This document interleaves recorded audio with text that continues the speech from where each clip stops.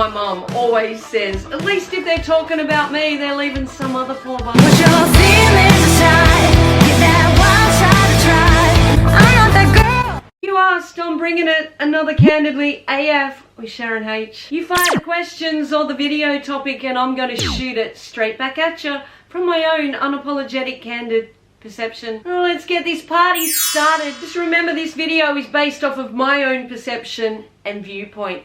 Take what advice you want and let the rest slide right off of you. Today's question is part 2, how to not care about people's opinions. How to stop caring what others think and self-doubt. Hit the like button for me right now if you've ever struggled with any of these. I asked you a little while ago to send me questions on Instagram. Today I have one of those and one I've pulled from viewer comment. First up, we have a question from Instagram. Dear Vegemite, I wish you the best always and I hope the nutters are staying away. I wish you all the best too, guys. I threw in this question too because I just want to clarify that it doesn't matter who we are, what we try to do, what good we try to bring, there will always be someone with too much to say. If we go through life worrying about people that don't matter, people that think they have the right to rewrite who we are based off of their own fucked up notions, we ain't gonna be going anywhere but round and round in circles. How to not care about people's opinions is to realize that they are seeing us through projections of themselves. They fear that we've stepped into our own and they're left standing still. They're shouting from the rooftops negative things about us. Odds are it's because they're hiding behind something themselves. Most likely their fucking computer. You get the picture, right? They fear that we've stepped into our own and they're still standing still. If we are having to go and do something that strikes a chord in someone's insecurities, then they're gonna be striking from the shadows. When we are doing nothing, the toxic of this world will pay us no attention. But once we step out into the light, they're going to try to destroy it. If they're going to try and belittle us for loving ourselves, then that is more than likely coming from a place of loathing they have for themselves. Fucking oath we should love ourselves. Took me 50 years to love myself and I'll be damned if someone not yet at one with themselves is going to bloody shame me for that. And I want all of you to be at that place of loving yourselves too. Loving ourselves is not a bad thing. When we love ourselves, we can see life clearly and not through the haziness of letdown and self-loathing. When others attack us from a dark place, it's coming from their own demons and insecurities, and seldom about us. So long as we are pursuing betterment, they will always lurk in the darkness, hoping to project their own lack of self-worth onto those they most fear. They fear anyone moving forward whilst they remain stagnant. We must completely stop caring what others think of us. Completely stop caring about others' opinions of us. Because unless they are important to us,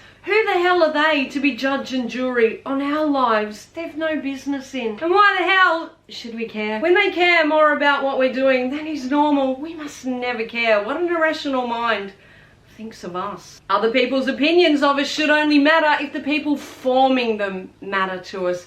Otherwise, we should just let them be white noise. Next up is a viewer question from Venus V. I'm going to break down Venus's question throughout the rest of the video and answer as we go. Hi gorgeous girl, I love this video and I'm so happy that you're bringing back Q&As. I always worry what other people are going to think of me. Was there a defining moment when you stopped caring? I used to care too. I used to think that other people's opinions of me somehow defined me, defined who I am. And it was only after much soul searching and finding a really strong group of people that came into my world that I began to realize that other people's opinions of me doesn't define who I am. It defines who they are. They are forming opinions of me based on what projects from them, both good and bad. I can't control what I may trigger in others any more than others can control what they may trigger in me. I've far more people standing beside me that see the good in me than those who choose to see bad in me. I don't have to make up mistruths about them for others to see the bad in them.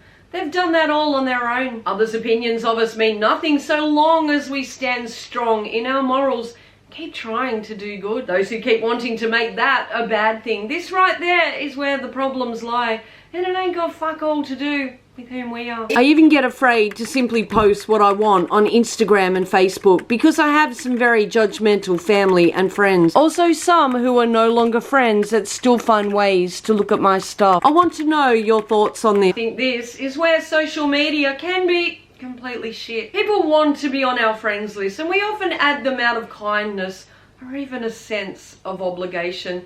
And then when they think they have the right to dictate or critique what we post, I don't know, but I think within reason we should be able to post what we damn well please on our own page without others judging us for it. Well, least of all family and those that call themselves friends. If the majority are being vocal to your detriment, then it may be time to take a little bit of a step back and look at your posts as like an outsider looking in, and ask yourself whether perhaps what you're posting is maybe triggering to others, or in a sense leaving yourself wide open for criticism or judgment. And if you see that perhaps you are, then it might be time to tone it down just a little if you care what others think. But if you don't, and you don't really want to unfriend them, then perhaps you maybe could start restricting them from certain posts or your Facebook page in general. You will still show as friends,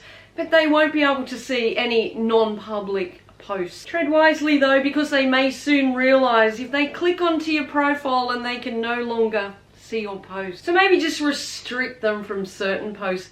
But if you have mutual family or friends that talk, you may have to restrict them all. If it were me, I'd probably just unfriend them. But maybe you prefer to give them a warning, tell them their behaviour is hurtful, and if they don't stop, you will be unfriending them, or just restrict them. Me personally, I can't bloody stand lurkers. Those who have their nose in your stories and everything, but won't acknowledge anything. These are the people most interested of all, and if they weren't, they wouldn't be slyly looking. My pride wouldn't let me do that. I actually feel embarrassed for lurkers. They have such a desire to keep an eye on us, but to hit that like button or say, hey, good for you, would almost bloody kill them. Bugger them. Give them something to look at. As we're no longer friends stalking our social medias, it's pretty fucked up. It's a haven for the toxic. You can try blocking them, but if they're narcissistic and toxic enough, they'll just keep making fake accounts. Instagram has a feature that you can block them and any future accounts they make, but they'll still look you up through others' accounts. Make your Facebook private and don't add anyone you don't know. And if necessary, make your Instagram private too. Worrying about what others think though will take its toll on your stress levels. Very sad when grown-ass adults use social media as a stalking and hating method. It's also very illegal. When you know people are talking behind your back, how do you switch it off and not wish they'd get hit by a truck? When the karma train rolls in, they're gonna get hit by that. You don't need to do a thing, just let the universe defend your honor. My mum always says, at least if they're talking about me, they're leaving some other poor bastard alone. I used to worry and try to defend my honor and want people to know the truth when others were telling lies. The fact of the matter, we really don't need to. People will begin to work out who's the toxic one. Those that know you and love you won't believe a word of it, and those that do, they're not worthy of you. People will always talk about us. We can't stop that. But what we don't know can't hurt us. Switch off by telling others, your friends, you don't care, you don't want to know. And if it's online, keep records, seek advice, and nail their ass. Using a carrier service to menace to fame or harass is a crime. Just look at it this way, if their own life had any substance, they wouldn't be focused on yours. These kinds of people are unhappy, and their venom and hate isn't about whom you are, it's about whom they are not. Thing is, once we know or feel someone has ill intention or indifference towards us, it's best we become hyper aware and follow our gut. And if they have no relevance on our life, then break communication completely where possible. Often these are the kind of people that move in and love bomb us. They move in on our circle, then act as though they've somehow boosted us. When in actual fact, no one would have given them a second look if we hadn't welcomed them in. They gained from us, and when we step back, the vile and venom is unleashed. If it were the other way around, they'd be glad to see the back of us and wouldn't give us another thought. So you can always guarantee it's the loudmouth hater or the sly one that's screwed up that connection. Once we get those vibes from them and cut them off, the stalky cyber revenge tactics begin. They're capable of that, then distance is the wisest option. Anyone who constantly talks ill of someone they've no proof has ever wronged them would trigger something in others too. I would try to stop caring what others think of you and ask yourself, what do you even truly think of them? Thanks for watching. See ya. Break out of your shell, meet me halfway.